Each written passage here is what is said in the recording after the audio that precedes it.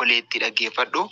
Atis obboleessa konni dhiiraa durboota addunyaarraa akka cirrachaa akka mixii guuttee jirtu kana keessa tokkitti akka inni nuuf laate hin dagatin. Qabxii ja'affaa gaa'ela irratti balaa kan fidu maaliidha? Qaamni sadaffaan gidduu galuudha. Qaamni sadaffaan gidduu galu. Kana yeroo jennu karaa maatii, karaa hiriyyaa, ollaa fi kan kana fakkaatanidha.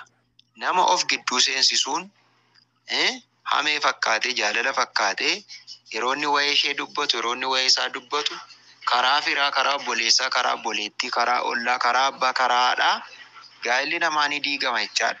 Warra wal fuudhanii jiranis, warra wal fuudhuuf adeemanis maatiin diiguudhaaf ga'ee guddaa qabu.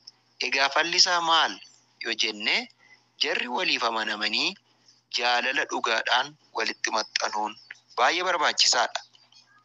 Qabxii torbaffaa kan qoricha hin qabne adagaa tokkotu jira. Kan gaa'ela namaa diigu shakkii yookiin hinaaffaasa jennu sana. Ilaa akkasigaa. Shakkiin baay'ee rakkisaadha. Dubartiin tokko abbaa manaa ishee shakkuu jalqabdeennaan, dhiirri tokko haadha manaasaa shakkuu jalqabeennaan jireenyi kun jireenya ta'ee nafu adagaa guddaa qaba jechaadha. Kanaafuu walii amanamuu dadhabuudhaan dhufa jechaadha. Waliif amanamuu dadhabuu. Shakkiin maalirraa ka'aa? Waliif amanamuu dadhabuudha. Rakkoo iddoo hojiitiin, dhiyaannaa garmaleedhaan, iftoomina dhabuudhaan karaa adda addaati jechaadha.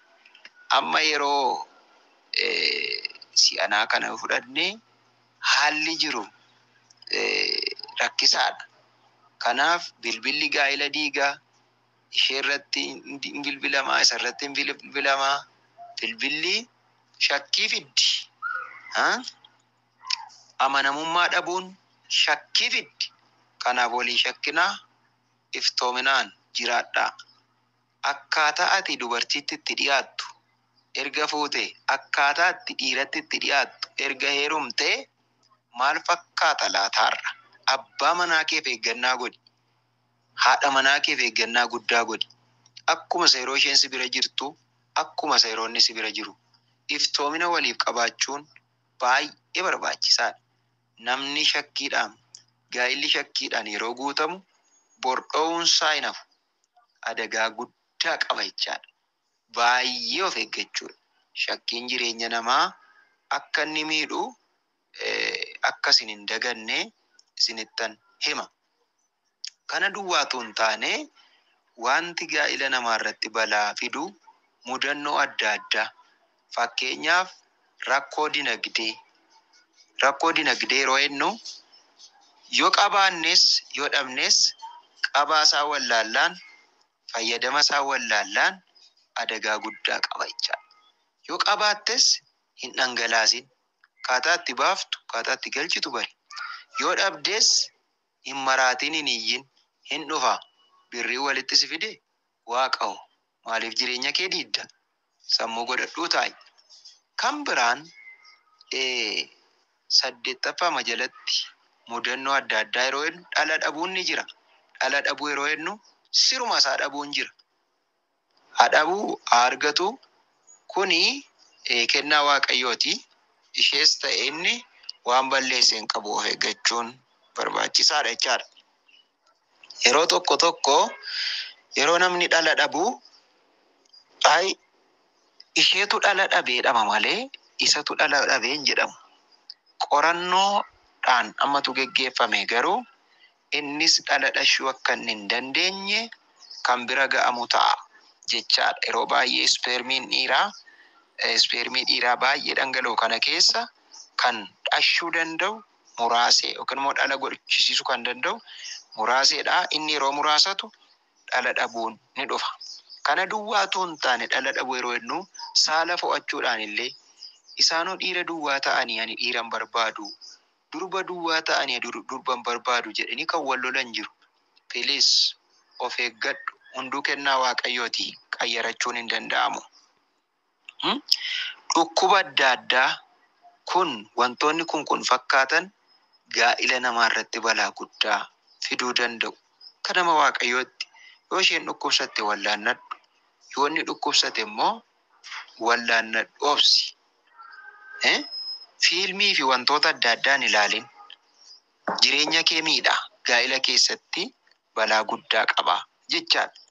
Qabxii salgaffaa gaa'ila irratti balaa kan fidu fageenya iddooti. Fageenya maali? Fageenya iddoo. Fageenya iddoo kan jedhu wal faana ilaalla. Fageenya iddoo yeroo jennu inni Najjoo jira. Isheen immoo Walisoo jirti. Yookiin immoo isheen ala jirti, inni keessa jira.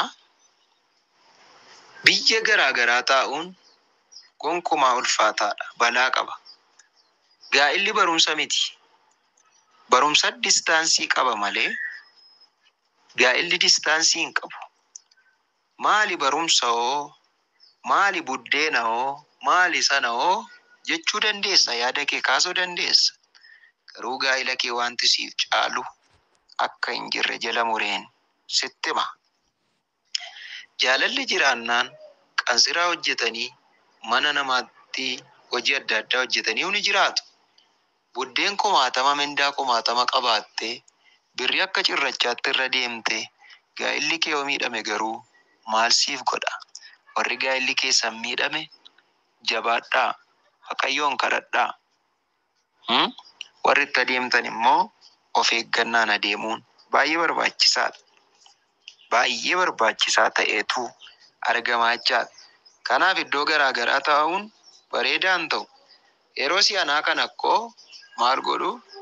Fuudhaniitu biyya alaatti ergu. Isheen natti birrii ergiti. Inni immoo ittiin haadha manaa kan biraa fuudha. Maali ijoollee maali? Mee lakkii sammuutti adeebinu mee akka nama Waaqayyoo akka nama Waaqayyootti utuu yaadne baay'ee barbaachisaadha jechaadha. Mee yaadnu lakkii wanta kana mee itti yaadame. Itti yaaduun baay'ee barbaachisaadha. Kanaaf fageenyi gargar taa'uun gaarii hin ta'u. Innoon fuudhee isheen heerumtee iyya namni baay'een.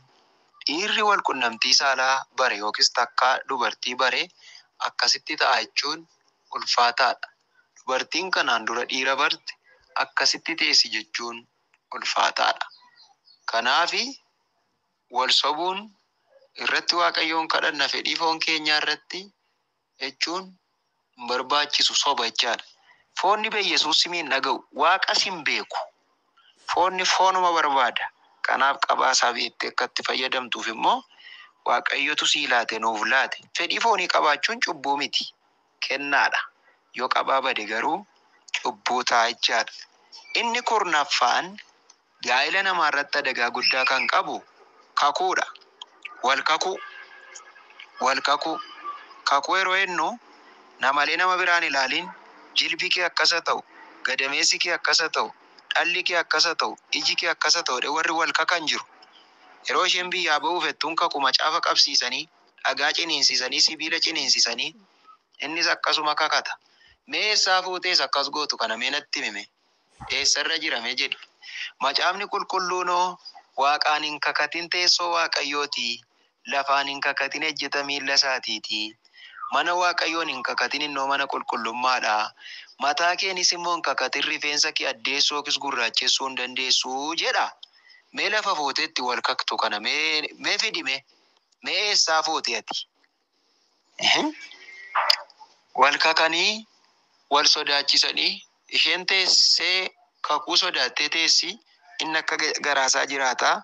Erga gabaan itti darbee, erga yeroon itti darbee, booddee deebitee boossi.